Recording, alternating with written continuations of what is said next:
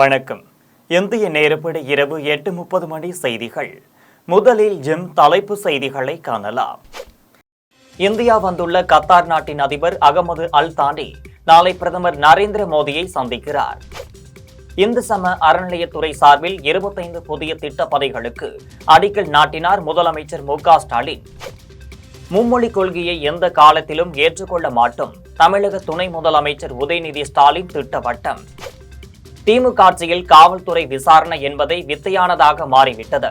அதிமுக பொதுச் செயலாளர் எடப்பாடி பழனிசாமி குற்றச்சாட்டு.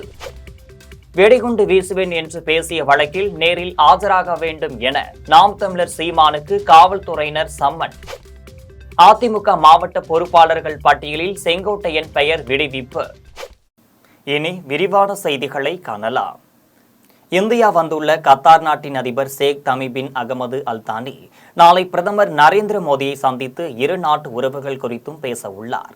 கத்தார் நாட்டின் அதிபர் ஷேக் தமீம் பின் அகமது அல் தானி 2 நாள் அரசுமுறை பயணமாக இன்று இந்தியா வருகிறார். தனி விமானம் மூலம் நாளை டெல்லிக்கு வந்து கத்தார் அதிபர் அல் தானியை இந்திய அதிகாரிகள் வரவேற்றனர். அதன் பின்னர் அவர் வெளியுறவுத்துறை அமைச்சர் ஜெய்சங்கரை சந்தித்தார். அதன் பின்னர் அதிபர் அல் தானி நாளை குடியரசுத் தலைவர் திரௌபதி முர்முவை சந்திக்கிறார்.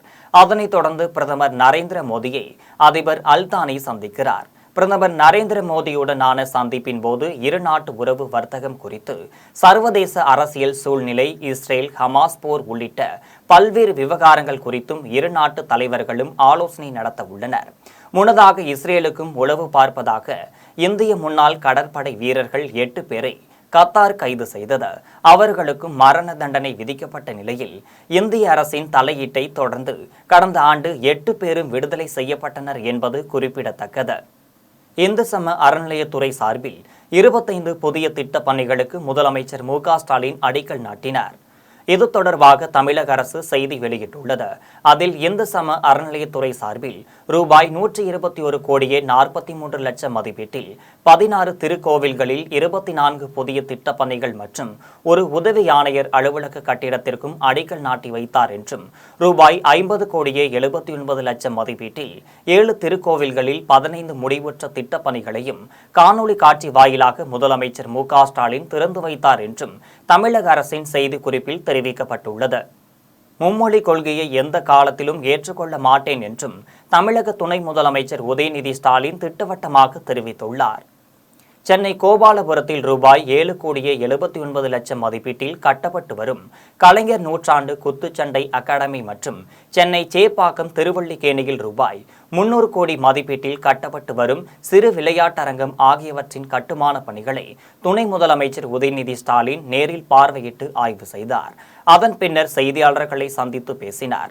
அப்போது கலைஞருடைய நூற்றாண்டை முன்னிட்டு 8 கோடி ரூபாய் மதிப்பீட்டில் கோபாலபுரத்தில் சர்வதேச தரத்திலான பாக்ஸிங் அகாடமி அமைக்க முடிவு செய்யப்பட்டது என்றும், தற்போது அந்த பணிகள் முடிவுற்று வருகின்ற 25ஆம் தேதி அகாடமியை முதலமைச்சர் திறந்து வைக்க உள்ளார் எனவும், சென்னையிலிருந்து பல சர்வதேச பாக்ஸிங் வீரர்கள், வீராங்கனைகளை உருவாக்க இந்த கலைஞர் நூற்றாண்டு குத்துச்சண்டை அகாடமி முழு அளவில் உபயோகமாக இருக்கும் எனவும் தெரிவித்த அவர், மும்மொழி கொள்கையை எந்த காலத்திலும் ஏற்றுக்கொள்ள மாட்டேன் என்றும், மும்மொழி கொள்கையை எந்த சூழ்நிலையிலும் தமிழக அரசு அனுமதிக்காது என்றும் துணை முதலமைச்சர் உதயநிதி ஸ்டாலின் திட்டவட்டமாக தெரிவித்துள்ளார்.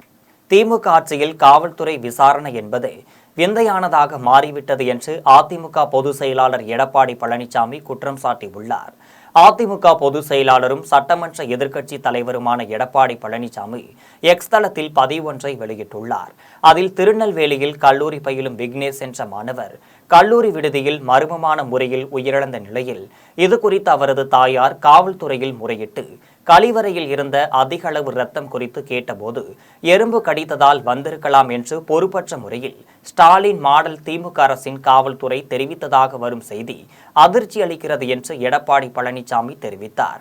மேலும் பட்டியலினத்தைச் சேர்ந்த முதல் தலைமுறை பட்டதாரியான மாணவன் விக்னேஷின் மரணத்தின் உண்மையான காரணத்தை மறைத்து திசை திருப்ப ஸ்டாலின் மாடல் திமுக அரசு முயற்சிக்குமாயின் அது கடும் கண்டனத்திற்குரியது என்றும் தெரிவித்த அவர், ஸ்டாலின் மாடல் திமுக ஆட்சியில் காவல்துறை விசாரணை என்பதை விந்தையானதாக மாறிவிட்டது எனவும் எடப்பாடி பழனிசாமி குற்றம் சாட்டியுள்ளார். ஈரோடு கிழக்கு இடைத்தேர்தல் பிரச்சாரத்தின் போது வெடிகுண்டு வீசுவேன் என்று பேசிய வழக்கில் நேரில் ஆஜராக வேண்டும் என நாம் தமிழர் சீமானுக்கு ஈரோடு கருங்கால்பாளையம் காவல்துறையினர் சம்மன் அளித்தனர்.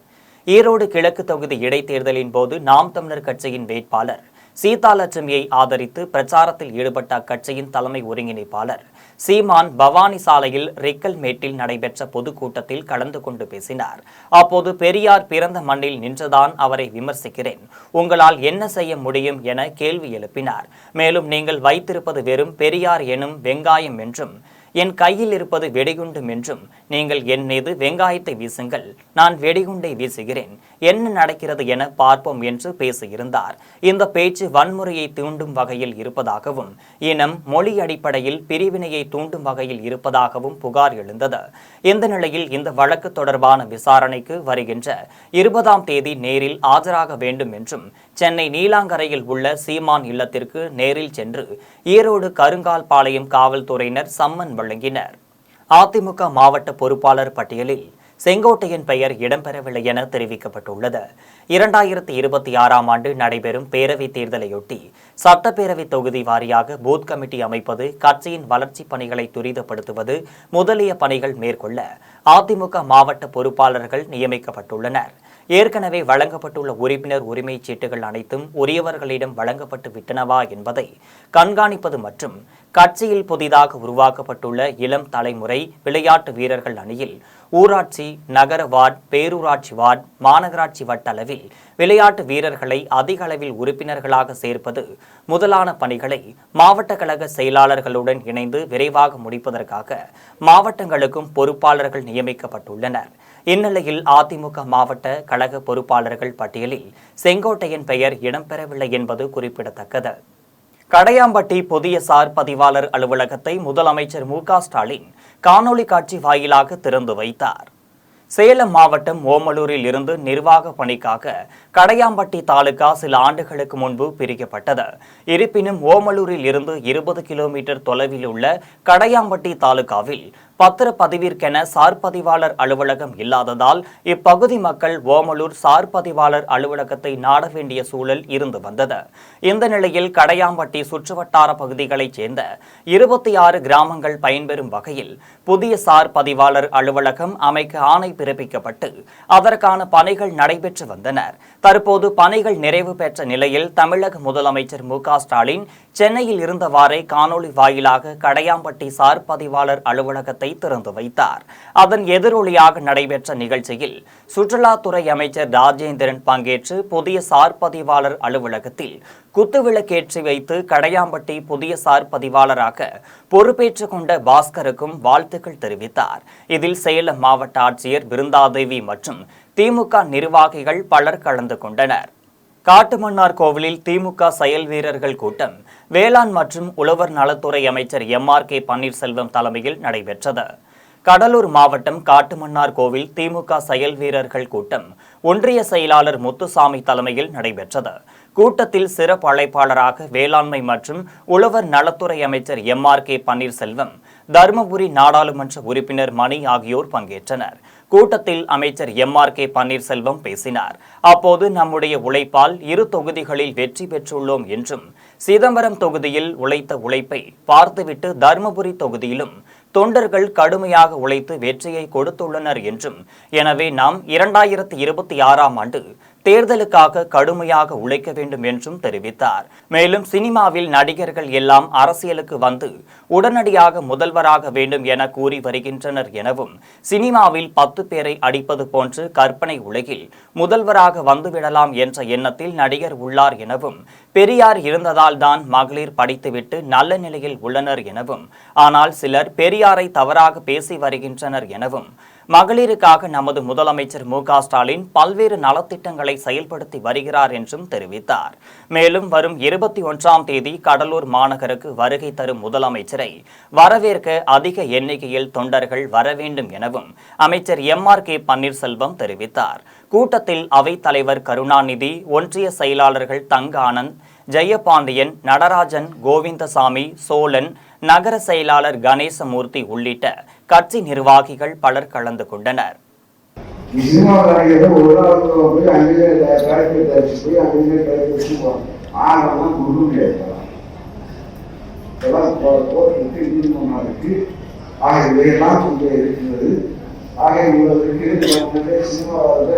சினிமாவில் கற்பனைகள் ஒரு பாட்டு காலத்தில் இருக்கிறதுக்கு 10 நாளாவது ஒரு மாசம் காலத்துக்கு ஒரு சூழ்நிலை காலத்துக்கு ஆட்டத்தில் போய் 100 பேர் அடிச்சு தப்பிச்சு வருவான். நம்ம தமிழ்நாட்டில் தான் பார்த்தா கர்நாடகா இப்போ கன்னியாகுமரி பெருமாள்புரத்தில் இலங்கை தமிழர் மறுவாழ்வு முகாமில் 7,50,00,000 மதிப்பீட்டில் கட்டி முடிக்கப்பட்டுள்ள 90 வீடுகளை அமைச்சர் தங்கம் தென்னரசு, சிறுபான்மையினர் மற்றும் அயலக தமிழர் நல்வாழ்வுத்துறை அமைச்சர் ஆவடி நாசர் ஆகியோர் இலங்கை தமிழர்களுக்கு வழங்கினார். கன்னியாகுமரியை அடுத்த பெருமாள்புரம் பகுதியில் இலங்கை தமிழர் மறுவாழ்வு முகாம் அமைக்கப்பட்டுள்ளது. இந்த பகுதியில் 100க்கு மேற்பட்டோர் வசித்து வருகின்றனர். இலங்கை தமிழர் மறுவாழ்விற்காக தங்களுக்கு வீடு வழங்க வேண்டும் என தமிழக அரசிடம் இலங்கை தமிழர்கள் விடுவித்த கோரிக்கையை அடுத்து முதற்கட்டமாக பயனாளிகளுக்கு ரூபாய் 7,50,00,000 மதிப்பீட்டில் 90 வீடுகள் கட்டி முடிக்கப்பட்டது. இந்த நிலையில் வீடுகளை பயனாளிகளிடம் ஒப்படைக்கும் நிகழ்ச்சி நடைபெற்றது. நிகழ்ச்சியில் நிதி, சுற்றுலாத்துறை மற்றும் காலநிலை மாற்றத்துறை அமைச்சர் தங்கம் தென்னரசு, சிறுபான்மையினர் மற்றும் அயலக தமிழர் நல்வாழ்வுத்துறை அமைச்சர் ஆவடி நாசர் ஆகியோர் பங்கேற்று இலங்கை தமிழர்களுக்கும் வீட்டின் சாவியை வழங்கினார். முன்னதாக புதிதாக கட்டப்பட்டுள்ள மேலும் பல வீடுகளுக்கு அமைச்சர்கள் அடிக்கல் நாட்டினர். நிகழ்ச்சியில் மாவட்ட ஆட்சியர் அழகு மீனா, காங்கிரஸ் சட்டமன்ற உறுப்பினர் ராஜேஷ்குமார், கன்னியாகுமரி நாடாளுமன்ற உறுப்பினர் விஜய் வசந்த் உட்பட ஏராளமானோர் கலந்து கொண்டனர். வரும் 22ஆம் தேதி விருதாச்சலத்தில் நடைபெறும் மாநாட்டில் முதலமைச்சர் மு.க. ஸ்டாலின் பங்கேற்க உள்ள நிலையில் அமைச்சர் சி.வே. கணேசன் தலைமையில் முன்னேற்பாடு பணிகள் குறித்து ஆலோசனைக் கூட்டம் நடைபெற்றது. பிப்ரவரி மாதம் 22ஆம் தேதி பெற்றோர் ஆசிரியர் கழகத்தின் சார்பில் மண்டல மக்கள் நலத்திட்டங்கள் குறித்த மாநாட்டில் தமிழக முதலமைச்சர் மு.க. ஸ்டாலின் பங்கேற்க உள்ளார். இந்த நிலையில் கடலூர் மாவட்டம் விருதாச்சலம் அருகே உள்ள திருப்பெயர் மெகா சிட்டி வளாகத்தில் தனியார் மண்டபத்தில் விருதாச்சலம் சட்டமன்ற தொகுதி செயல் வீரர்கள் பங்கேற்ற மாநாட்டின் முன்னேற்பாடுகள் பணிகள் குறித்த ஆலோசனைக் கூட்டம் நடைபெற்றது. கூட்டத்திற்கு தமிழக தொழிலாளர் நலத்திறன் மேம்பாட்டுத்துறை அமைச்சர் சி.வே. கணேசன் தலைமை தாங்கினார். கூட்டத்தில் விருதாச்சலம் சட்டமன்ற தொகுதி பொறுப்பாளர் சுபாஷ் சந்திரசேகரன், நகர செயலாளர் தண்டபாணி, நகரமன்ற தலைவர் மருத்துவர் சங்கவி முருகதாஸ், ஒன்றிய செயலாளர்கள் வேல்முருகன், பாவாடை கோவிந்தசாமி, கனக கோவிந்தசாமி உள்ளிட்ட பலர் கலந்து கொண்டனர். கூட்டத்தில் பல்வேறு கட்சியிலிருந்தும் விலகிய 50க்கும் மேற்பட்டோர் அமைச்சர் சி.வி. கணேசன் முன்னிலையில் திமுகவில் இணைந்தனர். திருப்பரங்குன்றம் மலையில் உள்ள காசி விஸ்வநாதர் திருக்கோவிலில் மத்திய இணையமைச்சர் எல். முருகன், இந்து முன்னணி தலைவர் காடேஸ்வரா சுப்பிரமணியன் ஆகியோர் சுவாமி தரிசனம் செய்தனர். திருப்பரங்குன்றம் மலையில் உள்ள காசி விஸ்வநாதர் திருக்கோவிலில் மத்திய இணையமைச்சர் எல். முருகன் சுவாமி தரிசனம் செய்த பின்னர் செய்தியாளர்களை சந்தித்து பேசினார். அப்போது தமிழ் மிக தொன்மையான மொழி என பிரதமர் நரேந்திர மோடி உலக அரங்கில் பறைசாற்றி வருகிறார் எனவும், தமிழ் மொழிக்கு மரியாதை அளிக்கும் வகையில் 3 ஆண்டுகளாக காசி தமிழ் சங்கமம் நடைபெற்று வருகிறது எனவும், தமிழ் மொழிக்கும் பாஜக அதிக முக்கியத்துவம் கொடுத்து வருகிறது எனவும், ஜல்லிக்கட்டு போட்டியை காங்கிரஸ் கட்சியினரும் திமுகவினரும் நடத்த விடாமல் தடுத்தனர் என்றும், ஆனால் பிரதமர் நரேந்திர மோடி தலையிட்டு ஜல்லிக்கட்டு போட்டியை மீண்டும் கொண்டு வந்தார் என்றும் எல். முருகன் தெரிவித்தார். ஆரம்ப காலத்துல, அதாவது ஆரம்ப நிலை கல்வி 1ஆம் வகுப்பு 2ஆம் வகுப்புல எல்லாம் தாய்மொழியில படிக்கணும், தாய்மொழியில தான் குழந்தைகளை படிக்க வைக்கணும், தாய்மொழிக்கு மிக முக்கியத்துவம் கொடுக்கின்றதுதான் இந்த புதிய கல்விக் கொள்கை. ஏன்னா தாய்மொழி மூலியமா ஒரு குழந்தை தன்னுடைய அறிவை இன்னும் அதிகமாக சொல்ல முடியும், தன்னுடைய கண்டுபிடிப்புகளை அதிகமாக சொல்ல முடியும். அதனால தாய்மொழியை ஊக்குவிக்கின்ற ஒரு புதிய கல்விக் கொள்கை நாம் கொடுத்திருக்கிறோம். ஏன்னா திமுக காரங்களுக்கு வேணா தாய்மொழி இங்க வேண்டாம்னு நினைக்கிறாங்க போல தெரியுது. ஏன்னா அவங்க இப்ப நடத்துற ஒரு பள்ளிக்கூடத்துல கூட தமிழ் கிடையாது. திமுக காரங்க நடத்துற எல்லா பள்ளிக்கூடங்கள்லயும் ஹிந்தி சொல்லி கொடுக்குறாங்களா இல்லையா? நான் ஹிந்திக்கு ஆதரவா பேசல, ஆனா எல்லா பள்ளிக்கூடங்கள்லயும் ஹிந்தி சொல்லி கொடுக்குறாங்க. ஏதாவது திமுகவினுடைய நிர்வாகி நடத்துற பள்ளியில நான் ஹிந்தி சொல்லி தர மாட்டேன்னு அவங்க பள்ளிக்கூடத்தை மூடுவதற்கு தயாரா? எம்ஜிஆர் ஆத்மா சாந்தி அடையவில்லை என்று எம்ஜிஆரின் தொண்டர் ஜி. சுகுமாரன் என்பவர் கோவை மாநகரில் ரயில் நிலையம் உள்ளிட்ட பல்வேறு இடங்களில் போஸ்டர் ஒட்டியுள்ளதால் பரபரப்பு நிலவியது. கோவை மாநகரின் பல்வேறு இடங்களில் எம்ஜிஆரின் தொண்டர் ஜி சுகுமாரன் என்பவர் விழிப்புணர்வு போஸ்டர்களை ஒட்டி பரபரப்பை ஏற்படுத்தியுள்ளார். அதில் மக்கள் திலகம் எம்ஜிஆர் இரவு பகலும் நாடு முழுவதும் தேர்தல் பிரச்சாரம் செய்து கட்சியை வளர்த்த முதலமைச்சர் ஆனார் என்றும், மக்களுக்காக கஷ்டப்பட்டு உழைத்தவர் எம்ஜிஆர் என்றும், ஆனால் அவர் வளர்த்த கட்சிக்குள்ளேயே பதவிக்காக சண்டை போடுகிறார்கள், இரட்டை இலை முடக்கவும் முயற்சி செய்கிறார் எனவும் குறிப்பிட்டுள்ளார். மேலும் அத்திக்கடவு விழாவில் எம்ஜிஆர் மற்றும் ஜெயலலிதா படங்களின்றி விழா நடத்தியது சரியல்ல என்றும், எடப்பாடி ஓ பன்னீர்செல்வம், சசிகலா, தினகரன் மற்றும் பலர் போடும் சண்டையும் சரியல்ல என்றும், இதுவரை எம்ஜிஆர் ஆத்மா சாந்தியடையவில்லை என்றும், எல்லோரும் ஒன்றாக இணைந்திருந்தால் அவர் ஆத்மா சாந்தியடையும் எனவும் போஸ்டரில் எம்ஜிஆரின் தொண்டர் ஜி சுகுமாரன் குறிப்பிட்டுள்ளார். 980 மருந்தகங்களுக்கு அனைத்து தகுதிகளும் சான்றிதழ்களும் வழங்கப்பட்டுள்ள நிலையில் முதல்வர் மருந்தகத்தை திறக்க மருந்தாளர்கள் தயாராக இருக்கின்றனர் என சென்னை கீழ்ப்பாக்கத்தில் நடைபெற்ற கூட்டத்தில் கூட்டுறவுத்துறை அமைச்சர் பெரிய கருப்பன் தெரிவித்துள்ளார். சென்னை கீழ்ப்பாக்கத்தில் NV நடராஜன் மாளிகையில் உள்ள தமிழ்நாடு கூட்டுறவு ஒன்றிய அலுவலகத்தில் கூட்டுறவுத்துறை அமைச்சர் KR பெரிய கருப்பண்ணன் தலைமையில் முதல்வர் மருந்தகம் திறப்பு விழா தொடர்பான ஆலோசனை கூட்டம் நடைபெற்றது. கூட்டத்தில் கூட்டுறவுத்துறை முதன்மை செயலாளர் சத்யபிரதா சாகு மற்றும் அரசு உயர் அதிகாரிகள் பலர் கலந்து கொண்டனர். கூட்டத்தில் அமைச்சர் பெரிய கருப்பன் உரையாற்றினார். அப்போது மாவட்டம் தோறும் பல்வேறு திட்ட பணிகள் நடைபெற்று வருவதால் தமிழ்நாட்டில் நல்ல முன்னேற்றத்தை காண முடிகிறது எனவும், 980 மருந்தகங்களுக்கு அனைத்து தகுதிகளும் சான்றிதழ்களும் வழங்கப்பட்டுள்ள நிலையில் மருந்தாளர்கள் திறக்க தயாராக இருக்கின்றனர் எனவும், மீதமுள்ள மருந்தக பணிகளும் விரைவில் முடியும் எனவும், 2,20,00,000 குடும்பங்களோடு தொடர்புள்ள துறை கூட்டுறவுத்துறை எனவும் அமைச்சர் பெரிய கருப்பன் தெரிவித்துள்ளார். சொந்த துறை என்ற அடிப்படையில் 5 வருடம், 10 வருடம், 15 வருடம், ஏன்னா நான் இந்த துறைக்கு இப்போ ஒரு 2 வருஷம் ஆகுது. இப்போ இவங்க 3 பேர் ஒரு வாரம் 10 நாள் ஆகுது. ஆனால் எங்களை விட கூடுதலான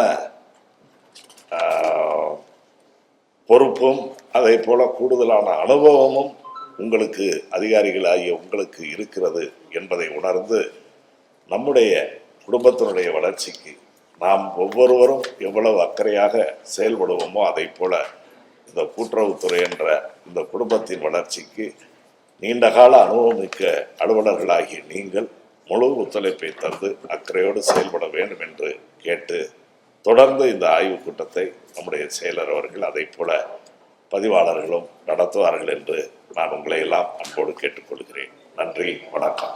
சென்னை கும்மிடிப்பூண்டி ரயில் மார்க்கத்தில் புறநகர் ரயில்கள் நாள்தோறும் காலதாமதமாக வருவதாக கூறி இந்திய ஜனநாயக வாலிபர் சங்கத்தினர் 1,00,000 கையெழுத்து இயக்கத்தை தொடங்கினர்.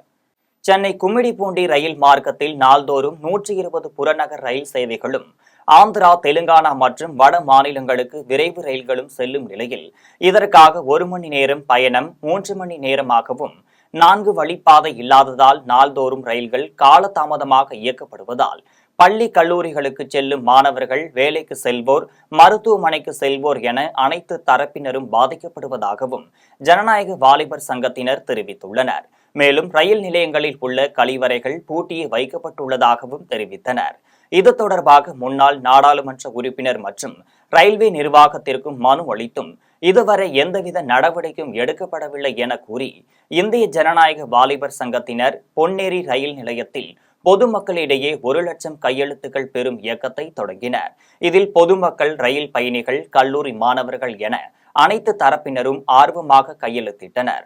பொதுமக்களிடம் பெற்ற கையெழுத்துக்களை திருவள்ளூர் நாடாளுமன்ற உறுப்பினர் சசிகாந்த் செந்தில் மற்றும் ரயில்வே நிர்வாகத்திற்கு அனுப்பி வைக்கப்படும் எனவும் இந்திய ஜனநாயக வாலிபர் சங்கத்தினர் தெரிவித்தனர். 4 வழி பாதை அமைக்கணும், நேரத்தோட ட்ரெயின் போகணும், விரைவு ரயில் வரணும், பெண்களுக்கு சிறப்பு ரயில் அமைக்கணும், ஒரு எக்ஸ்பிரஸ் ட்ரெயின் கூட இந்த கும்மிடிப்பூண்டியில் நின்று போற ஏற்பாடு கிடையாது. வெளி மாநிலங்களுக்கு போகக்கூடிய எக்ஸ்பிரஸ் ட்ரெயின் ஒரு மாவட்டத்தையே கடந்து போகும்போது கூட ஒரு மாவட்டத்தில் நின்று போகணுன்ற ஏற்பாடு இதுவரைக்கும் இல்லை. இதுக்கு முன்னாடி இருந்த எம்பியும் தலையிட்டு இதை சரி செய்யல. இப்ப இருக்கக்கூடிய எம்பி தலையிட்டு இதை சரி செய்வார் அப்படின்ற நம்பிக்கையோட இந்திய ஜனநாயக வாலிபர் சங்கம் 1,00,000 கையெழுத்து இயக்கம் கும்மிடிப்பூண்டி, கவரப்பேட்டை, பொன்னேரி, மீஞ்சூர், நந்தியம்பாக்கம், அத்திப்பட்டு, புதுநகர், அனுப்பம்பட்டு ஆகிய 8 ரயில் நிலையங்கள்ல இந்த கையெழுத்து இயக்கம் காலையில 7 மணிலிருந்து இன்னைக்கு ஒரு நாள் முழுவதும் நடக்குது. ஒட்டுமொத்த கையெழுத்தையும் வாங்கி நம்மளுடைய ரயில்வே துறை அமைச்சருக்கும் இது சம்பந்தமான அதிகாரிகளுக்கும் எம்பி அவர்களுக்கும் நாங்க இந்திய ஜனநாயக வாலிபர் சங்கம் சார்பாக கொடுத்து இதை வந்து பேசி உடனடியாக மக்கள் வேதனைப்படக்கூடிய ஒரு இந்த பிரச்சனையை வந்து தலையிட்டு உடனடியாக வந்து இந்த கோரிக்கையை நிறைவேற்ற வேண்டும் என நாங்கள் வந்து வலியுறுத்தி இந்த கையெழுத்து இயக்கத்தை காலையிலிருந்து நடத்திக்கிட்டு இருக்கிறோம். இந்திய ஜனநாயக வாலிபர் சங்கம். அரக்கோணம் INS ராஜாலி கடற்படை விமானதள வளாகத்தில் இயங்கும் கேந்திரியா வித்யாலயா பள்ளிக்கு மின்னஞ்சல் வாயிலாக மர்ம நபர்கள் வெடிகுண்டு மிரட்டல் விடுத்ததை அடுத்து காவல்துறையினர் சம்பவ இடத்திற்கு விரைந்து சென்று தீவிர விசாரணை மேற்கொண்டு வருகின்றனர். ராணிப்பேட்டை மாவட்டம் அரக்கோணத்தில் இந்திய நாட்டின் பாதுகாப்பிற்காக INS ராஜாலி கடற்படை விமானதளம் சுமார் 2500 ஏக்கர் பரப்பளவில் அமைக்கப்பட்டுள்ளது.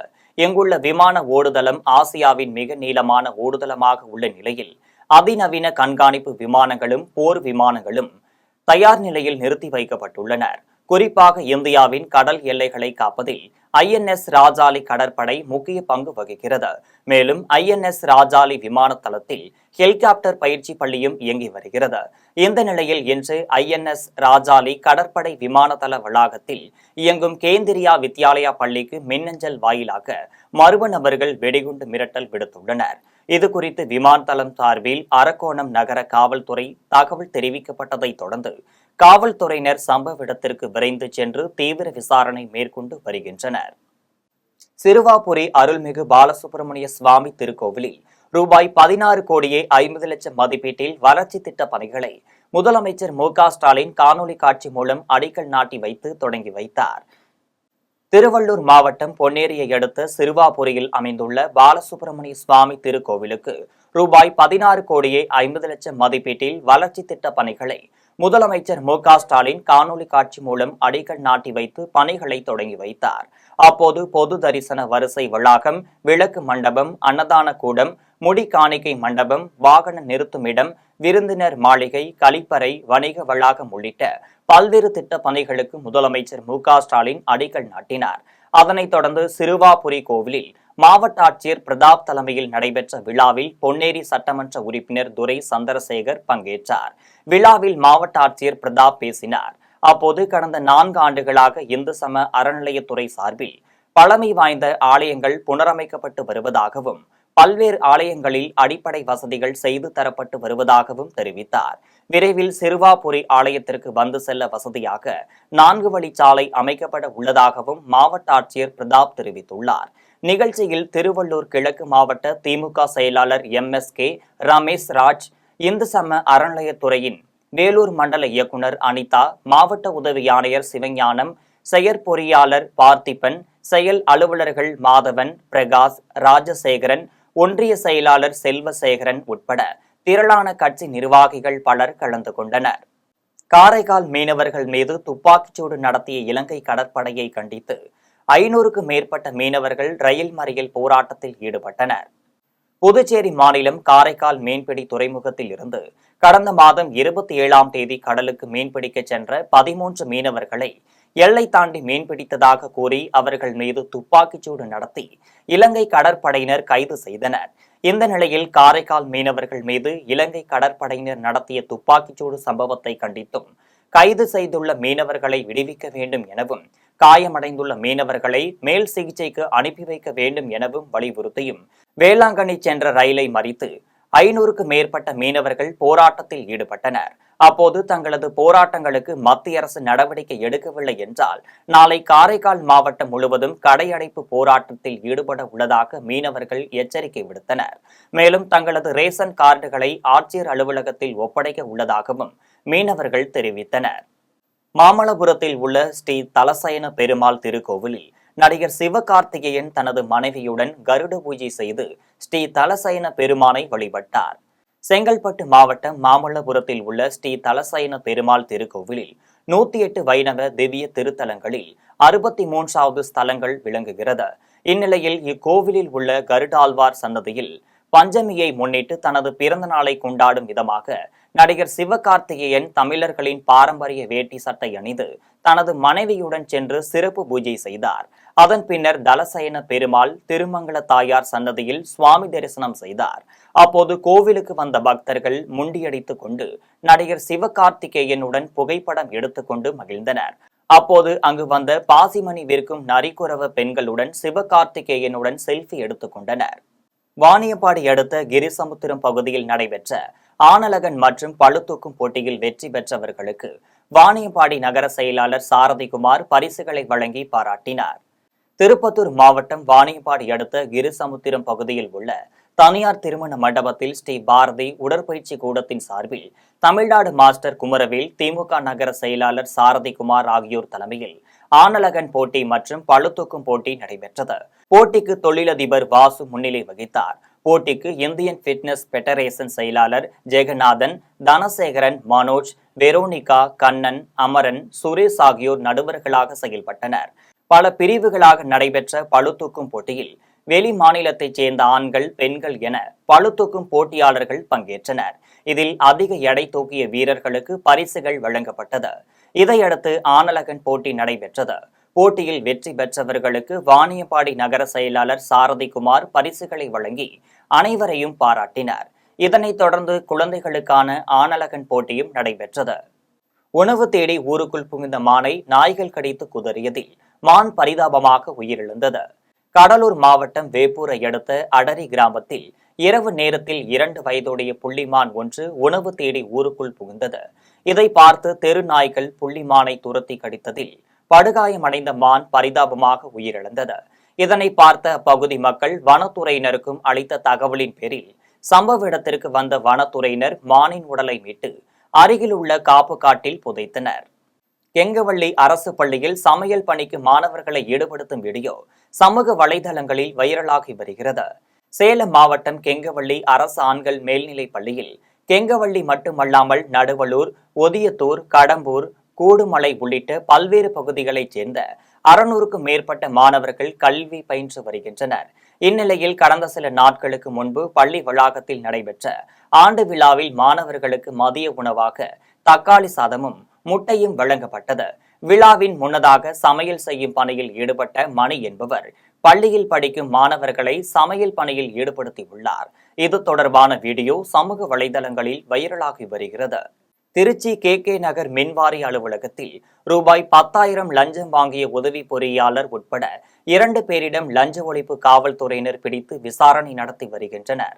திருச்சி KK நகர் இந்திரா காந்தி தெருவைச் சேர்ந்த சீனிவாசன் என்பவர் தனது பெயரில் பேட்மிண்டன் அரங்கம் கட்டுவதற்கு மின் இணைப்பு அளிக்க வேண்டும் என KK நகர் உதவி செயற்பொறியாளர் சந்திரசேகர் என்பவரை அணுகியுள்ளார். அப்போது மின் இணைப்பு கொடுப்பதற்கு ரூபாய் 10,000 லஞ்சமாக அளிக்க வேண்டும் என சந்திரசேகர் தெரிவித்துள்ளார். லஞ்சம் கொடுக்க முடியாத நிலையில் சீனிவாசன் லஞ்ச ஒழிப்பு காவல்துறையினரிடம் புகார் அளித்தார். புகாரின் பேரில் லஞ்ச ஒழிப்பு காவல்துறையினர் ரசாயனம் தடவிய ரூபாய் 10,000 உதவி செயற்பொறியாளர் சந்திரசேகரிடம் கொடுக்கும்படி சீனிவாசனை அனுப்பி வைத்தனர். இதையடுத்து சீனிவாசன் உதவி செயற்பொறியாளர் சந்திரசேகர் மற்றும் கிருஷ்ணமூர்த்தி ஆகியோரிடம் லஞ்ச பணத்தை கொடுக்கும்போது மறைந்திருந்த காவல்துறையினர் கையும் களவுமாக இருவரையும் கைது செய்தனர். ஸ்ரீவில்லிபுத்தூரில் பள்ளி மாணவர்கள், கல்லூரி மாணவர்களை குறிவைத்து கஞ்சா விற்பனையில் ஈடுபட்ட மூதாட்டியை காவல்துறையினர் கைது செய்தனர்.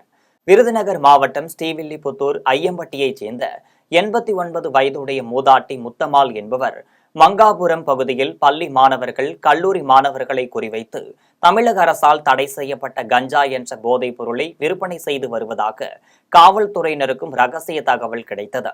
தகவலின் பேரில் காவல்துறையினர் மங்காபுரம் மற்றும் அதன் சுற்றியுள்ள பகுதிகளில் ரோந்து பணியில் ஈடுபட்டனர். அப்போது கஞ்சா விற்பனையில் ஈடுபட்ட மூதாட்டி முத்தம்மாளை காவல்துறையினர் பிடித்து அவரிடம் இருந்த 900 கிராம் கஞ்சாவை பறிமுதல் செய்தனர். இதனையடுத்து வழக்கு பதிவு செய்த காவல்துறையினர் மூதாட்டி முத்தம்மாளை நீதிமன்றத்தில் ஆஜர்படுத்தி சிறையில் அடைத்தனர். மாப்பேடு அடுத்த ஓம் நகரில் மாற்றுத்திறனாளி மனைவியை கட்டி போட்டுவிட்டு 5 சவரன் தங்கச் செயினை அறுத்து சென்று சூதாட்டத்தில் அனைத்தையும் இழந்த கணவர் மற்றும் அவரது குடும்பத்தாரிடம் மாம்பேடு காவல்துறையினர் விசாரணை நடத்தி வருகின்றனர். ஸ்ரீபெரும்புதூரைச் சேர்ந்த மாற்றுத்திறனாளி சத்யாவிற்கும் ராஜேஷ் என்பவருக்கும் திருமணமான நிலையில் திருவள்ளூர் மாவட்டம் மப்பேடு அடுத்த ஓம் நகரில் இருவரும் வசித்து வந்தனர். திருமணத்தின் போது பெண்ணின் வீட்டார் 35 சவரன் தங்க நகைகளையும், கட்டில், பீரோ மற்றும் இருசக்கர வாகனம் உள்ளிட்டவற்றையும் சீர்வரிசையாக அளித்தனர். இந்த நிலையில் மாற்றுத்திறனாளி சத்யாவை கணவர் ராஜேஷ் என்பவர் அடிக்கடி துன்புறுத்தியதுடன் தாய் வீட்டிற்கு சென்று பணம், நகைகளை வாங்கி வரும்படி சத்யாவிடம் வரதட்சணை கேட்டுள்ளார். இதேபோன்று அடிக்கடி மனைவியிடம் தகராறில் ஈடுபட்டு வந்த ராஜேஷ் மனைவியை கட்டி போட்டுவிட்டு கழுத்தில் இருந்த 5 சவரன் தங்கச் செயினை அறுத்து சென்று அடகு கடையில் அடகு வைத்து மதுபோதையில் சூதாட்டத்தில் பணம் அனைத்தையும் ராஜேஷ் இழந்து விட்டார்.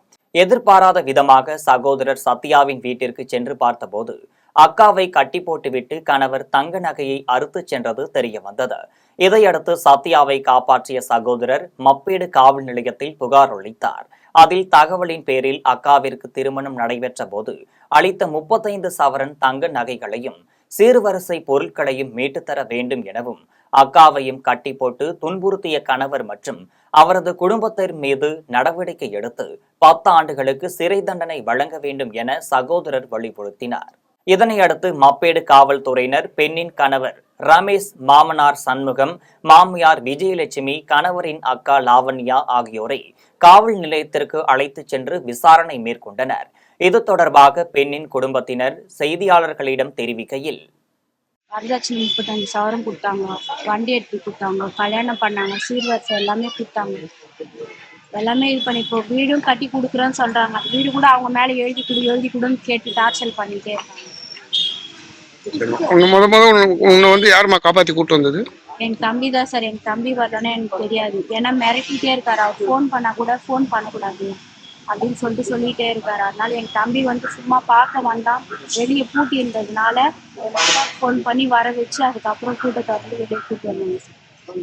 இப்போ என்ன பண்ணி வச்சிருக்கீங்க காவல் நிலையத்தில்? அதனால தான் சார் எப்போ பார்த்தாலும் அடிக்கிறாங்க, இது பண்றாங்கன்னு சொல்லிட்டு போலீஸ் ஸ்டேஷன்ல கம்ப்ளைண்ட் பண்ணி அவங்களை உள்ள தள்ள. விமானப்படையில் பணியாற்றி விருப்பு ஓய்வு பெற்ற நிலக்கோட்டையைச் சேர்ந்த பால விநாயகம் என்பவர் மாயமானது குறித்து காவல்துறையினர் தீவிர விசாரணை மேற்கொண்டனர். திண்டுக்கல் மாவட்டம் நிலைக்கோட்டை அடுத்த மணிக்காரன்பட்டியில் வசித்து வந்த பால விநாயகம் என்பவர் டெல்லி விமானப்படையில் பணியாற்றிவிட்டு விருப்பு ஓய்வு பெற்றார். இவருக்கு சந்திரா என்ற மனைவியும் 2 மகள்களும் உள்ளனர். இந்த நிலையில் விருப்பு ஓய்வு பெற்ற பிறகு பால விநாயகம் சென்னையில் உள்ள சேகுவார் நிறுவனத்தில் பாதுகாப்பு அலுவலராக பணிபுரிந்து வந்தார்.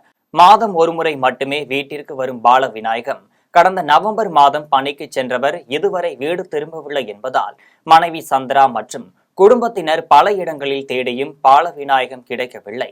இதையடுத்து நிலக்கோட்டை காவல் நிலையத்தில் அவரது மனைவி சந்திரா புகார் அளித்தார். புகாரின் பேரில் நிலக்கோட்டை காவல் நிலைய ஆய்வாளர் ராஜேந்திரன் வழக்கு பதிவு செய்து தீவிரமாக விசாரணை நடத்தி வருகிறார். இதற்கிடையே பால விநாயகத்தின் ஸ்டேட் வங்கி சேமிப்பு கணக்கில் இருந்து தூத்துக்குடி ஏடிஎம் மூலம் பணம் எடுக்கப்பட்டது தெரிய வந்துள்ளது. இந்த தகவலை காவல்துறையினருக்கு புதிய திருப்பத்தை ஏற்படுத்தியுள்ளது. இந்த நிலையில் பால விநாயகம் தூத்துக்குடியில் இருக்கிறாரா அல்லது வேறு எங்கேயும் சென்றாரா என காவல்துறையினர் தீவிர விசாரணை நடத்தி வருகின்றனர். இருந்தாரு 4 மாசம் எங்களோட தான் இருந்தாரு.